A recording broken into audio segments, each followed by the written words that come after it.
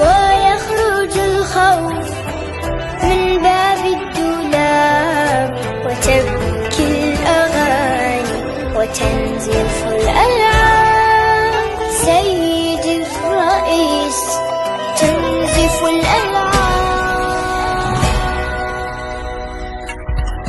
سيد الرئيس نحن الهاربون، نحن المبعدون، نحن المذنبون، نحن المتهمون بالعبادة، بالعبادة، المحكومون شنقا بالإبادة، الذين قطعت ألسنتنا لأنها نطقت بالشهادة، بالشهادة. سيدي الرئيس، سنفطر في القدس عاصمة فلسطين، يكتب